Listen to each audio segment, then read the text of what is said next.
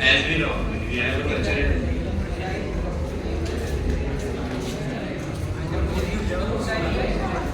बोल मैम है I am appreciate information and I am an adventure like to present and it will benefit and impact the cultural heritage and traditions of India.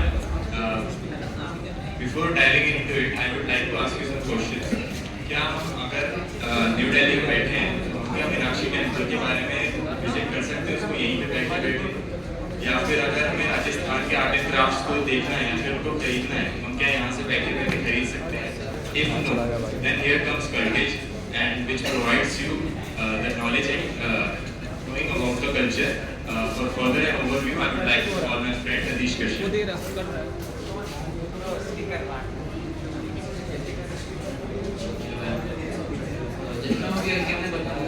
जो हमारी website है वो mostly एक Indian culture को cover करती है। जैसे कि आप अभी हम न्यू दिल्ली में बैठे हैं, हमें नहीं पता साउथ इंडिया के कोई छोटे से डिस्ट्रिक्ट में क्या कोई कल्चर है। अगर हम वहाँ पे जाना चाहें तो फिर हमको वहाँ का ट्रेडिशन क्या है, वहाँ पे लैंग्वेज कैसे क्या क्या बोली जाती है छोटे से डिस्ट्रिक्ट में, नॉट स्टेट्स के अंदर भी डिस्ट्रिक्ट में। तो उसके अंदर कल्टेज आता है जो पूरे के पूरे इंडिया की सारे के सारे जितने भी स्टेट्स है उसके अंदर जो डिस्ट्रिक्ट्स है उनकी सारी की सारी इंफॉर्मेशन प्रोवाइड कराता है। वहाँ के जितने भी वो हैं आपके हिडन जेम्स हैं, हिडन जेम्स हो गए, लैंग्वेजेस हो गई, फूड हो गया, कल्चर हो गया, जो भी सब कुछ आएगा। अब जो हमारी वेबसाइट है उसके जो हमने उसके अंदर मेन फीचर्स डाले हैं, हमने उसके अंदर इंटरैक्टिव मैप लगाया है एआर फीचर के द्वारा। जैसे जो सैटेलाइट वाला होता है एआर जो अर्थ का वो आता है, एक वो है इंटरैक्टिव मैप है इंडिया का जो उस पे वहाँ पे हिडन जेम्स है उसके वर्चुअल टूल्स के लिए एआर फीचर्स के अंदर हमने उसको 3D व्यू में रखा है कि कोई इंसान वहाँ पे अगर हम घर पे भी बैठे तो हम लाइव देख सकेंगे वो क्या उसके अंदर चल रहा है। और की मल्टीमीडिया एक्सपीरियंस है वेबसाइट के अंदर हमारी, उसके अंदर जो वहाँ के ट्रेडिशनल म्यूजिक है वो सब उसके अंदर वेबसाइट पे अवेलेबल है। वहाँ की जो लैंग्वेज है वो भी उसके अंदर अवेलेबल रहेगी।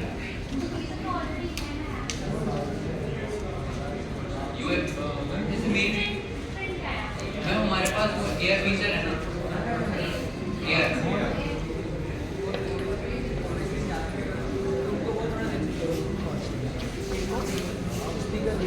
ये हमारा फ्लो चार्ट है कि कोई यूजर उसको कैसे एक्सेस करेगा। वो पहले हमारी वेबसाइट पे आएगा, कोई हमारा जो मेन वो है इंडिया का एक मैप है वो ओवर कर रहा होगा वेबसाइट के ऊपर, पूरा इंटरैक्टिव है 3D है। वो उसमें स्टेट को सिलेक्ट करेगा, स्टेट को सिलेक्ट करने के बाद उसके अंदर बहुत छोटे छोटे ना डिस्ट्रिक्ट्स आ जाएंगे, उसके अंदर क्या होगा उसमें मेन हिडन जेम वो भी लग जाएगा। और उसके बाद जो भी अगर ऐसे है कि अगर कोई स्टेट है उसका कोई आर्ट है हम ई कॉमर्स का फैसिलिटी उसके अंदर डालेंगे कि कोई उसको खरीद सकता है या नहीं खरीद सकता।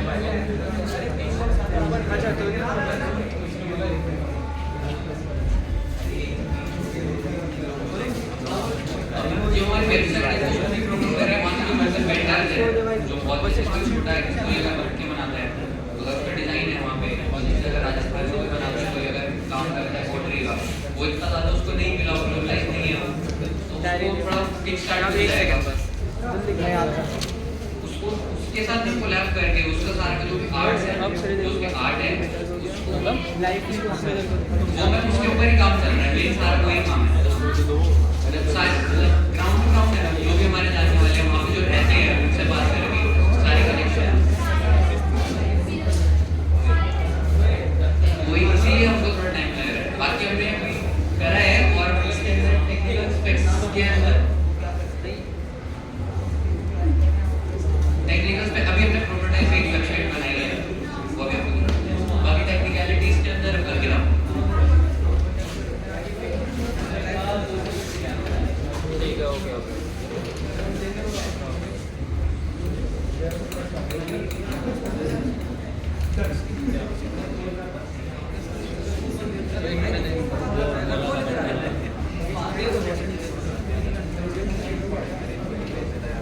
यस मैम, अगर हम अपने कल्टेज के सोशल इम्पैक्ट्स के बारे में बात करें तो हमारा जो कल्टेज है वो सिर्फ इंडिया में नहीं जो ग्लोबली लोग हैं जिनको अगर परेशानी हो रही है जैसे कोई आ रहा है दिल्ली में उसको इंडिया गेट ये लाल किला ये सब दिखा देते हैं और जो मेनली हिडन जेम्स है वो सब नहीं दिख पाते किसी को, तो इससे हमारे ग्लोबल लोग अराउंड द ग्लोब भी लोग जान पा रहे हैं इंडिया के बारे में, कल्चर के बारे में।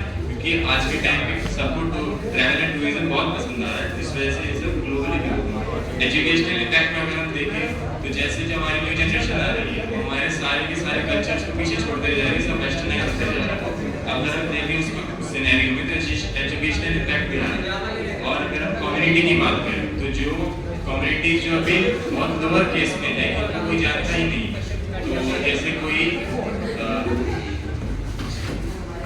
कम्युनिटी कोई स्टोरी टेलर कम्युनिटी है या फिर कोई आर्टिस्ट क्राफ्ट कम्युनिटी है वो सब बता सकते हैं। अगर हम इकोनॉमिकल बेनिफिट्स के बारे में बात करें तो इससे हमारा टूरिज्म प्रमोट हो रहा है, जिसकी वजह से अगर ग्लोबल ऑडियंस आ रही है फिर इंडियन ऑडियंस भी टूरिज्म प्रमोट हो रहा है।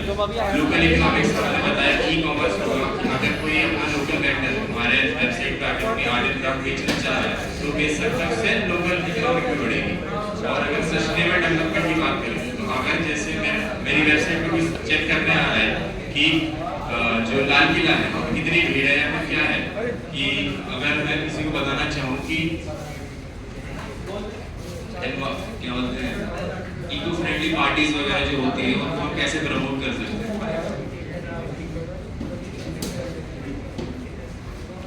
अगर टेक्निकल फीजिबिलिटी की हम बात करें तो इनोवेटिव डिजाइन है जिसकी वजह से जो हमारे न्यू जनरेशन के लोग हैं उसके ऊपर कनेक्ट कर पाएंगे अच्छी तरीके से। और अगर हम इंटरैक्टिव फीचर्स की बात करें जैसे नीतीश ने बताया कि इंडिया का मैप आएगा जो कि आपको कनेक्ट करेगा न्यू जनरेशन के साथ। और अगर हम जैसे कि अगर हमारा डेटा इतना सारा बढ़ जाएगा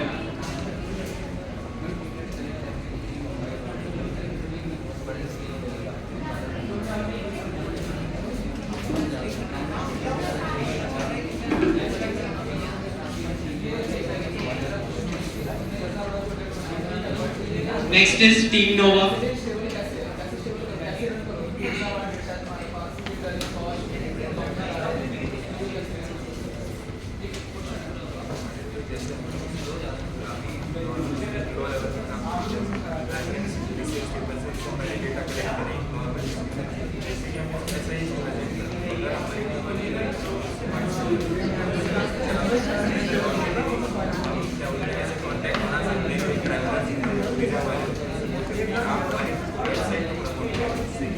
आपका भी टूरिज्म आपका टूरिज्म पे जो travel agency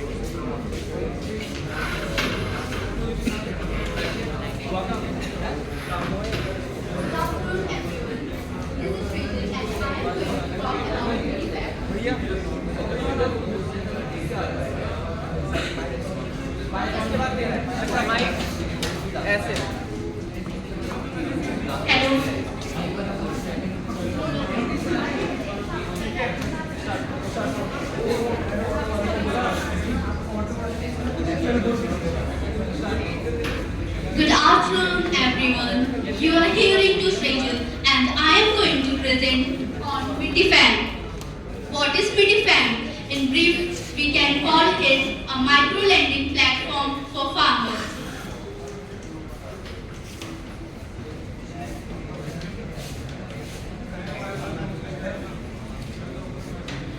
You all know farmer, किसान, जिसकी वजह से हमारे घर में खाना आता है। एग्रीकल्चर हमारे देश के इकोनॉमी में बहुत बड़ा हिस्सा है, लेकिन क्यों किसानों को इतनी दिक्कत होती है? क्यों किसानों को लिमिटेड फाइनेंशियल रिसोर्सेज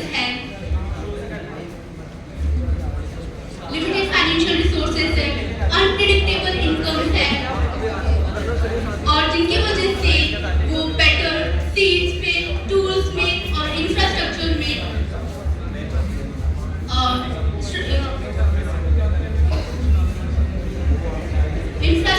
इन्वेस्ट नहीं कर पाते हैं। इसी वजह से हमने इस प्रॉब्लम का सॉल्यूशन निकाला है जो कि MIDIFAN है। MIDIFAन आपको एक इजी वे देता है जिससे आप लोन के लिए आप एप्लीकेशन दे सकते हैं, और एजुकेशनल रिसोर्सेज है जिसमें वो फार्मर को फाइनेंशियल एजुकेशन और एग्रीकल्चर एजुकेशन देते हैं जिनसे वो अपने मेथड को इम्प्रूव कर सके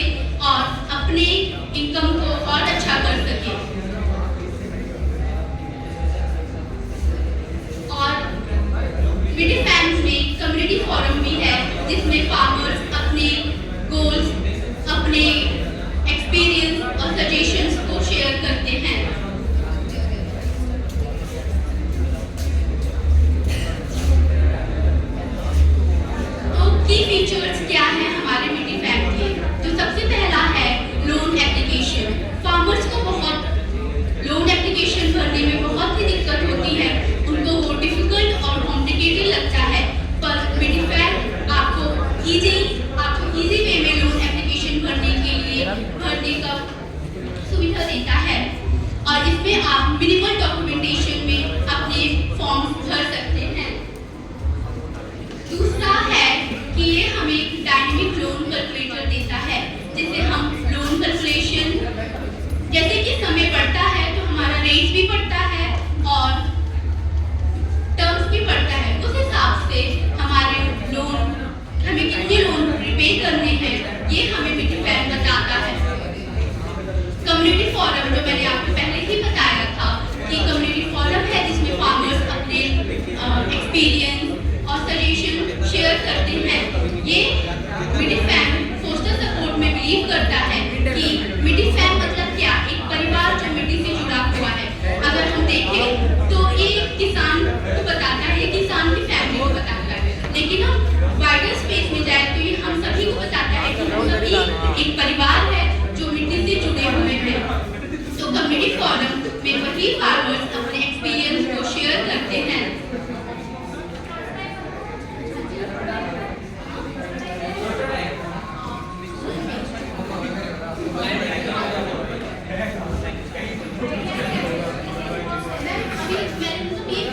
बेसिक है, इसके आगे मैंने ना ब्लॉकचेन और AIML इंटीग्रेशन का भी बताया, मैं बेसिक बता रही हूँ। हाँ, इसमें हम ब्लॉकचेन और AIML इंटीग्रेट करेंगे और ये अभी जो एक नॉर्मल सिंपल प्रोग्राम लग रहा है, वेबसाइट लग रहा है, वो एक सिक्योर प्लेटफॉर्म बन जाएगा। हमारा आइडिया बेसिकली यही है कि हम एक जैसे कि बहुत सारे प्लेटफॉर्म हैं जो फार्मर्स को लोन देते हैं, लेकिन उनमें हाई इंटरेस्ट होता है, वो फार्मर्स की कंडीशन को नहीं कंसीडर करते हैं और बहुत सारी दिक्कत होते हैं। पर हम ये सारी दिक्कत को सॉल्व करने के लिए मिटीफैम का यूज़ करते हैं और इसमें हम ब्लॉकचेन का यूज़ करते हैं। ब्लॉकचेन मेजरली सिक्योरिटी पर्पस के लिए होता है कि वो सिक्योर ब्लॉकचेन में जैसे जो भी ट्रांजैक्शंस होते हैं, जिसमें हम इसमें लोन की बात कर रहे हैं, जब हम लोन की बात कर रहे हैं तो हम इसमें पैसे के लेन देन की बात कर रहे हैं। जब हमारे पैसे के लेन देन की बात आ गई है तो यहाँ पे सिक्योरिटी की भी बात है। तो उस सिक्योरिटी के लिए, उसको इस प्लेटफॉर्म को सिक्योर बनाने के लिए हम ब्लॉकचेन का यूज़ करेंगे और AIML का यूज़ हम इसलिए करेंगे कि ये AIML लोगों की चीज़ों को सीखता है, उनके एनालाइज करता है, उनके बिहेवियर को एनालाइज करता है और उनके लिए पर्सनलाइज्ड प्रोग्राम बनाता है। तो हम इसमें AIML इंटीग्रेशन करेंगे जिससे ये फार्मर्स को उनके ही पर्सनलाइज्ड एडवाइस देगा, जैसे कि उनको फाइनेंशियल में क्या दिक्कत हो रही है, उनके बिहेवियर को एनालाइज करेगा। जैसे कभी-कभी क्या होता है कि हम एक ही गलती बार-बार दोहराते हैं, तो AIML वो उसको एनालाइज करेगा और उस फार्मर को बताएगा। और ये सिर्फ AIML इंटीग्रेशन, ब्लॉकचेन इंटीग्रेशन सिर्फ फार्मर के लिए नहीं है। मिटीफैम सिर्फ फार्मर को टारगेट नहीं करता, ये लोन गिवर को भी टारगेट कर रहा है। तो इसलिए हमें लोन गिवर के बारे में भी सोचना चाहिए, आखिर लोन गिवर क्यों आएगा, वो सिर्फ गुडविल सोचते हुए मिटीफैम में नहीं आएगा। इसीलिए ब्लॉकचेन और AIML इंटीग्रेशन जो कि सिक्योर प्लेटफॉर्म है, वो उन्हें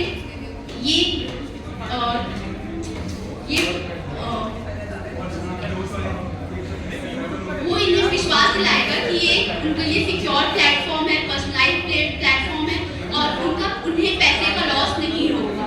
इस वजह से ये दोनों को, फार्मर और लोन गिवर दोनों की हेल्प करेगा।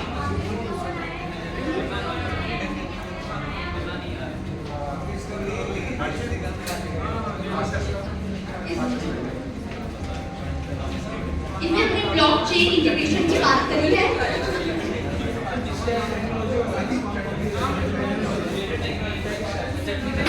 ब्लॉकचेन मेजरली स्मार्ट कॉन्ट्रैक्ट की बात करते हैं और ब्लॉकचेन लेजर की बात करते हैं।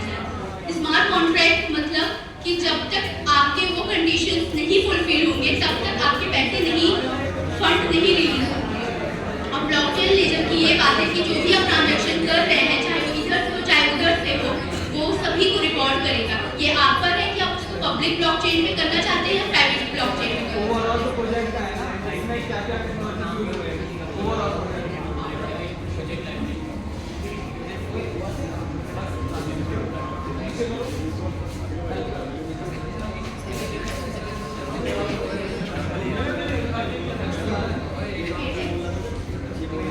मेजरली इसमें हम HTML, CSS, जावास्क्रिप्ट जो कि फ्रंट एंड है उसमें हम बूटस्ट्रैप भी डाल रहे हैं, AI में इंटीग्रेशन भी हो रहा है, ब्लॉकचेन भी हो रहा है, फिग्मा और कैनवा हम डिजाइनिंग के लिए यूज करेंगे। इसमें हम DSA अप्रोच भी होगा, जैसे कि dynamic sorting, searching, validation algorithm, segmentary algorithm, filtering algorithm and dynamic calculation. इसको मैं सिंपल लैंग्वेज में बताना चाहूँ तो डायनेमिक सॉर्टिंग एंड सर्चिंग, मान लीजिए कि मैं एक फार्मर हूँ, मुझे लोन चाहिए 10,000 का, उसमें मैं जाके सर्च कर सकती हूँ कि कौन सा लोन गिवर मुझे 10,000 के आसपास लोन दे सकता है। उसमें हम डायनेमिक सॉर्टिंग एंड सर्चिंग का हेल्प लेंगे और उसी में फिल्टरिंग एल्गोरिथम भी यूज होगा जो फिल्टर करके बताएगा कि कौन से लोन गिवर मुझे पैसे देने के लिए रेडी है। वैलिडेशन एल्गोरिथम, जब कोई मुझे कोई पैसे दे रहा है तो उसको वैलिडेशन चाहिए, वेरिफिकेशन चाहिए, मेरी आइडेंटिटी क्या है उसे पता होनी चाहिए, तो ये वैलिडेशन एल्गोरिथम वो वेरीफाई करेगा कि मेरी आइडेंटिटी क्या है। और सेगमेंटरी एल्गोरिथम हम नॉर्मल DSA में पढ़ते हैं और इसमें भी यूज होगा।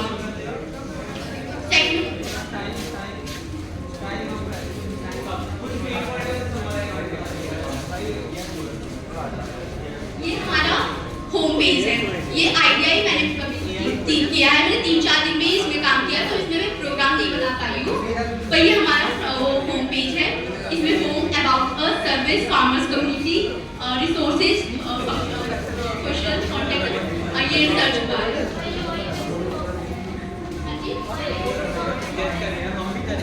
मैंने सिर्फ डिजाइन क्रिएट किया है होम पेज, मैंने अभी तक वेबसाइट नहीं क्रिएट किया है, ये सिर्फ एक आइडिया है। Thank you ma'am. Next theme is live link. Like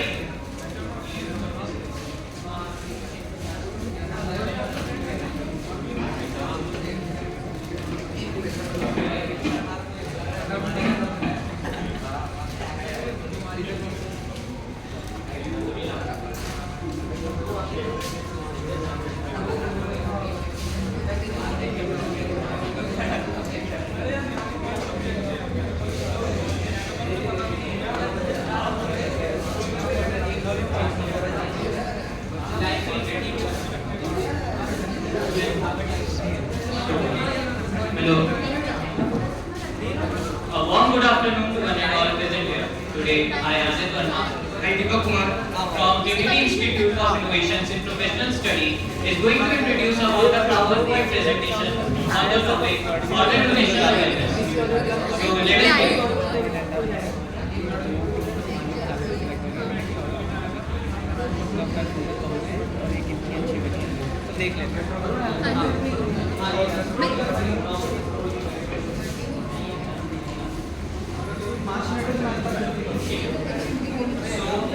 basically हर एक इंसान अपने घर पे बैठ के क्या सोचता है कि कैसे वो ऑर्गन डोनेट कर पाएगा, कोई वेबसाइट नहीं है, कैसे वो कर सकता है कि उसे हॉस्पिटल में जाना पड़ेगा फिजिकली और कैसे। तो इसके लिए लाइफलिंक एक ऐसी ऐप है जिसपे यू कैन रजिस्टर, वहाँ पर आप डायरेक्ट हॉस्पिटल के लिए रजिस्टर कर सकते हो एंड आप उन्हें बता सकते हो that you are willing to donate your organs. So people need to second chance is what lifeline says. And the next moving. So this PPT involves mission and vision of lifeline, features and its importance, types of organ donors there are, anti-organ donation process, and the last but not the least, myths versus the facts. So moving forward, what should be our vision? Our vision to create a new world where no one dies waiting for an organ. एक ऐसा environment बनाना है जैसे जब भी emergency हो तो एकदम से कोई ऑर्गन डोनर अवेलेबल होना चाहिए हॉस्पिटल के पास। ऐसा नहीं होना चाहिए कि hospital is arranging on the same timing की ऑर्गन डोनर अवेलेबल हुए वो उनके बारे में सोच रहे हैं इधर उधर से ऐसे। एंड इसके लिए our mission should be spreading awareness, making registration easy and connecting those donors. So now moving towards the features and the importance. First one is the volunteer. हमें खुद से आगे एक स्टेप मूव फॉरवर्ड करना चाहिए that an individual should be willing to donate his or her organ and if he is willing to donate, then there is a legal framework कि आपको कुछ consent form apply करने पड़ेंगे. You have to discuss with the hospital and you have to go with the legal procedure. And after that there is comprehensive screening that the person who is donating the organs, ऐसा तो नहीं है transplantation के वक्त there should be a problem, उसके organ में कोई problem हुए and उससे if the person who is donating उससे आगे जाके कोई problem हुई. And the next one is the organ shortage that it can save up to 8 lives per donor. The last one is the life-saving potential. Organ donations can save life and drastically improve the health of individuals suffering from organ failures. Now moving forward, the types of organ donors. There are two types of organ donors. First one is the living and second one is the deceased. Living organ donors include like the kidney donors. The most common type is the kidney donor. Next. Now I would like my partner Deepak to move forward.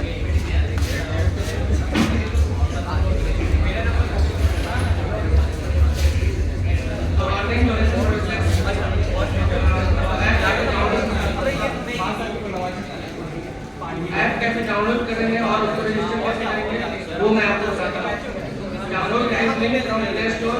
It's a fully organ donation app.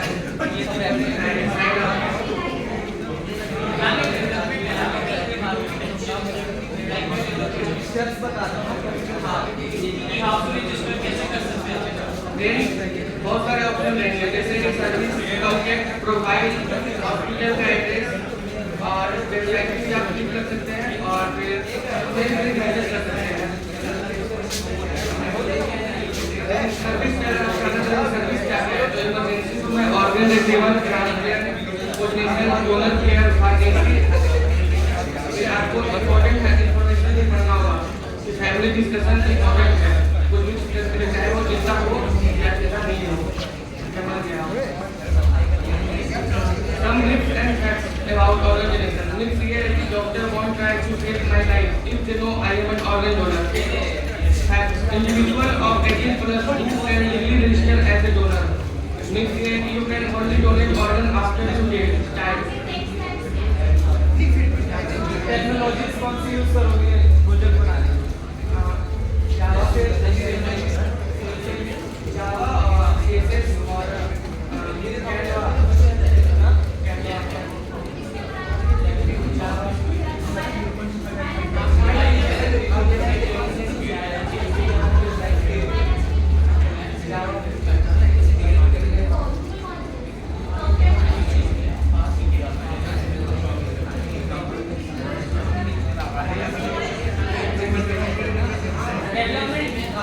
Development कैसे करोगे?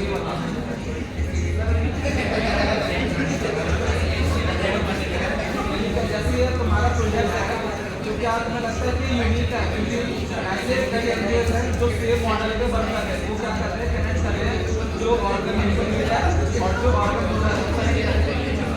तो हमारा project हमारा application कैसे succeed है. हम लोग बहुत कम इसमें कंपटीशन बहुत कम है. ये बहुत कम अवेलेबल है. ध्यान नहीं है इसलिए प्रॉब्लम बहुत बड़ी है. क्या इंडिया में इसका स्कोप है समझ लीजिए.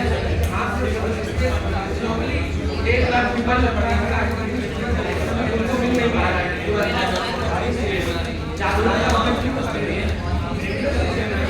हेलो. तो बेसिकली अब जैसे हमें पता है कि घर पे लोग बैठे रहते हैं, किसी को कोई ऑर्गन अवेयरनेस की नीड ही नहीं है, मतलब किसी को पता ही नहीं कैसे करना है. तो बेसिकली ये वेबसाइट एक इस टाइप की है कि ये डायरेक्टली हॉस्पिटल के थ्रू लिंक है कि आपको हॉस्पिटल के लिंक्स आएंगे एंड उस पर आपका नियरेस्ट हॉस्पिटल आपका जो सा है आप वहाँ पर अपना रजिस्टर कर सकते हो that you are willing to donate your organ.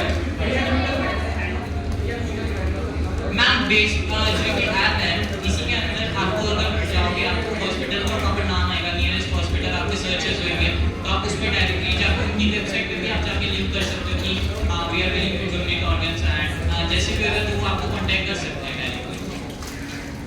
And इसका इतना हमने सर्च किया तो लोगों को इतनी अवेयरनेस नहीं है अभी ऑर्गन डोनेशन की. हाँ कि हॉस्पिटल्स डायरेक्टली फिजिकली बुलाते हैं, उनसे पूछते हैं और जैसे कि अगर आपके नोन में कोई ऑर्गन डोनर है तो आप बता सकते हो. एंड तो इसलिए एक ये I think so innovative idea है जिससे पता लग जाएगा।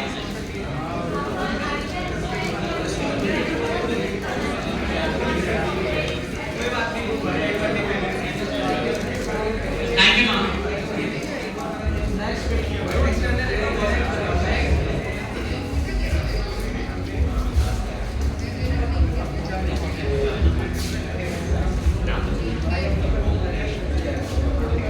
Next team is innovators.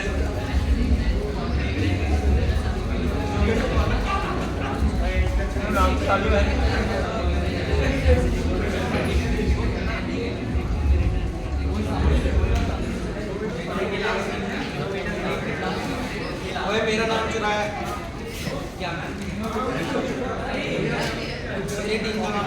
Hello, hello. Good morning, everyone.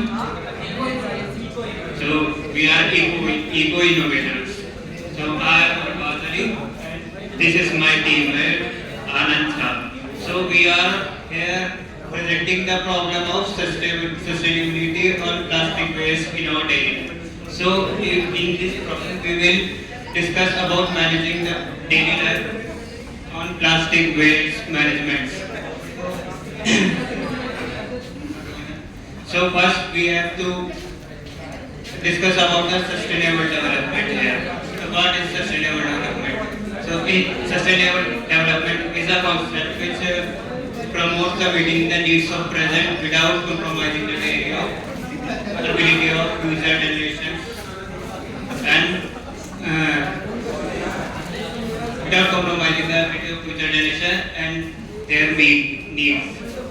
Okay, so this also involves balancing economic, social and environmental considerations to create harmonious and lasting.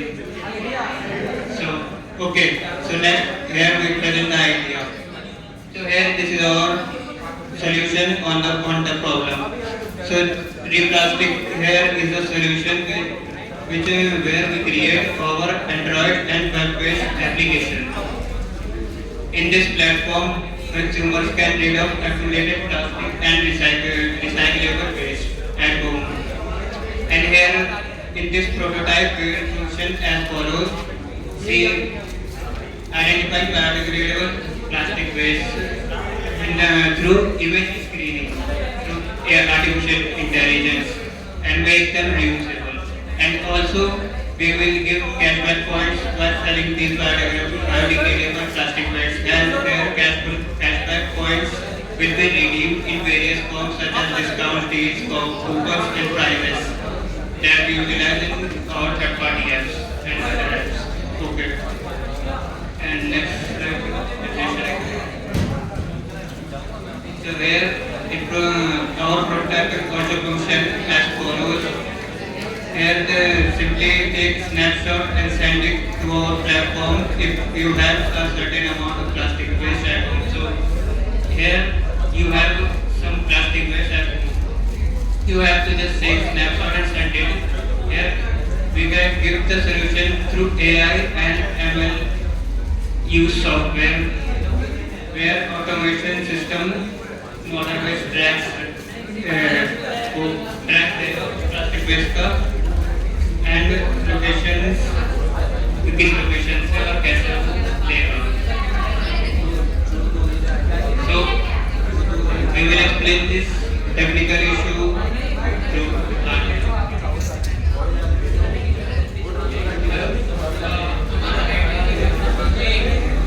जो प्लास्टिक वेस्ट हम घरों में इतना इकट्ठा करके फेंक देते हैं और बहुत सारे वेंडर्स होते हैं जो रेक्टिकल्स होते हैं वो सड़क से उठाते हैं.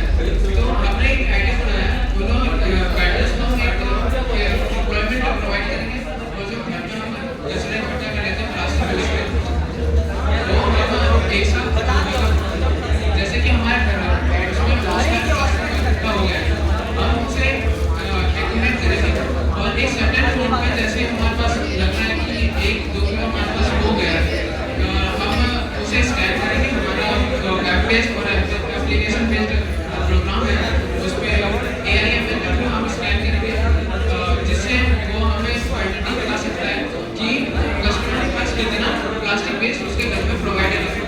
तो इसके हिसाब से हम उसे कैसे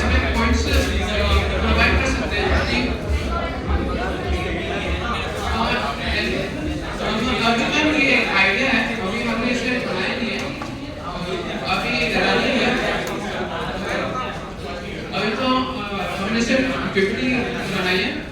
तो आइडिया जैसे वो करता है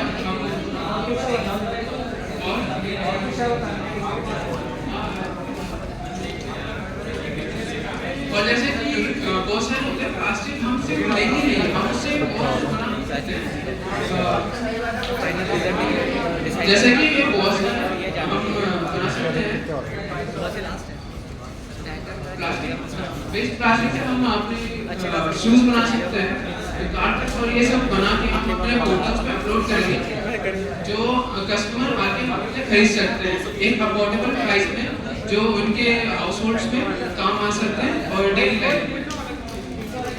इसके एक बहुत सारे की फीचर्स है। रियल टाइम ट्रेडिंग करेगा, ये एलोकेट करेगा यूजर को कि वो कहाँ पे ऐप इस्तेमाल कर रहे हैं ताकि हमारा जो पास में शॉप है उन्हें एलोकेट कर सके ताकि वो वहाँ जाके अपना वेस्ट को दे के वहाँ से कैशबैक पॉइंट रिट्रीव कर सके।